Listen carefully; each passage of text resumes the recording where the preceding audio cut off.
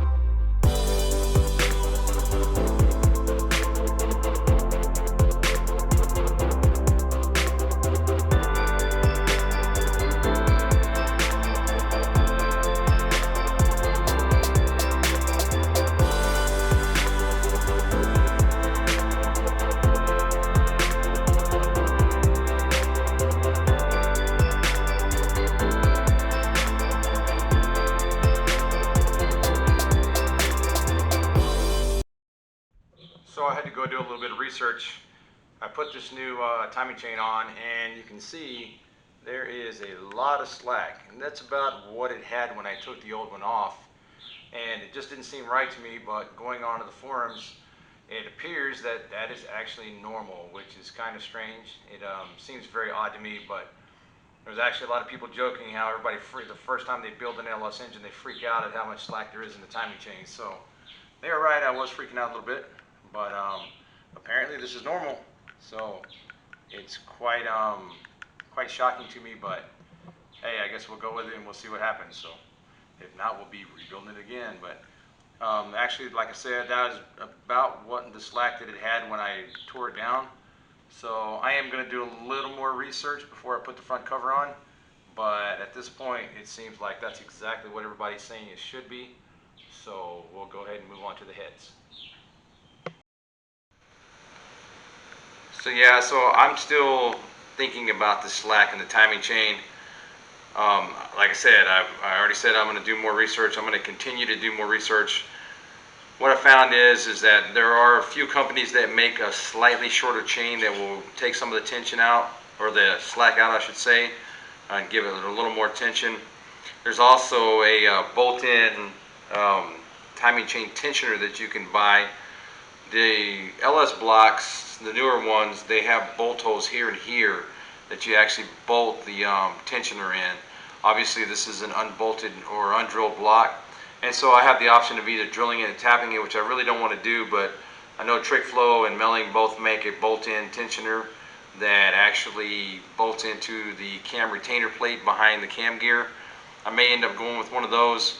Really, honestly, if I can find a shorter chain that won't put too much tension on it. And from what I understand, that's why they did it, because on the aluminum blocks, I guess they expand more. And so as the block heated up, it would expand. And so they gave a little more slack in the chain to compensate for that. But I'm just not really comfortable with this. But I'm going to go ahead and install the heads, because that won't preclude me from doing the work here on the timing chain setup. So anyways, I'm going to get ready to install the heads, but I encourage you to go look at the second video. It's going to address a specific issue on setting up the timing marks on this engine. I don't have them aligned right now, but encourage you to go look at it. It's a pretty cool video. Even my teenage son said so, and the only thing he really finds interesting right now is video games. So anyways, just wanted to show you that, and we'll go over to the head installation. Okay, I'm getting ready to put the heads on. So the one thing to note is on the head gaskets, obviously we have these cutouts in the back. They're labeled front. My label's actually kind of rubbed off a little bit, but this is the front. The important thing is you want these two water jackets open. If we pull this back off, you can see if you flip it around, that you actually cover up those jackets. And so you want those open. Line it up on your dowels.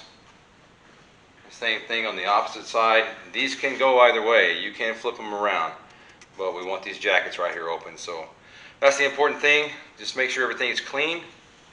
And I'm going to go ahead and get set up here, and we'll get ready to put these heads on. So gasket's on correctly. Set the head in place. It's seated on the dowels. And I'm just going to do 2 bolts here, then I'm going to get the other head started.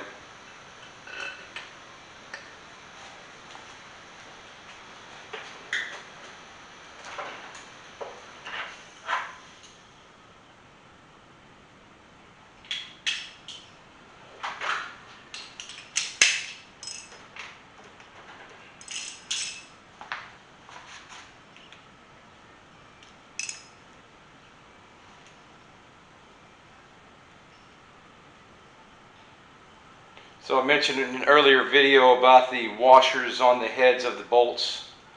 So it's just like on a lot of aircraft washers that the washer has a chamfer, because this style of bolt is basically an aircraft bolt. And it has a chamfer underneath the head, or it has a radius, I should say, underneath the head. I don't know if I can show it, but under the head here is kind of somewhat radiused, so the washers that ARP provides have a chamfer in them to nest against that radius. If you put them in backwards, especially, I know this because I worked on aircraft for many years, is that when you torque the bolt down, it can actually, the washer can cut into that radius on the under the head of the bolts. It can actually cause a stress point and cause the head of the bolts to fracture off. I'm going to drop this head into place.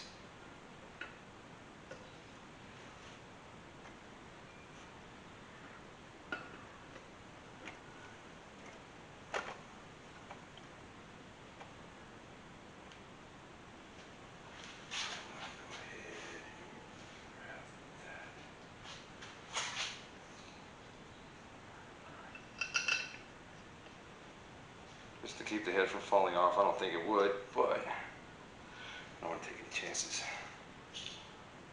So I'm just going to get these bolts cleaned up. Once I get them all cleaned up, I'll get back with you guys and show you the torque sequence, what we're going to do, and we'll get these heads installed.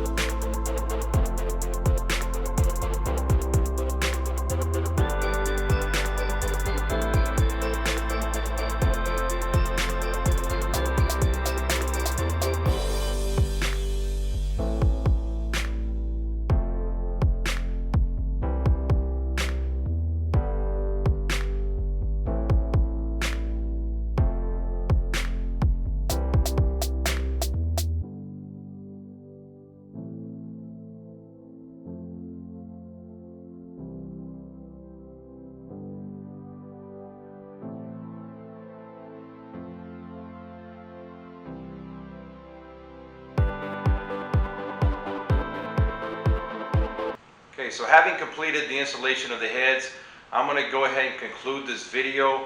I know I kind of glossed over the installation of the cam and the lifters, but really the most technical part of the cam installation is setting up the timing on the engine. And I'm going to go really in depth into that in the next video. So if you like this content, please like, share, and subscribe, and hope to see you next time. Thanks.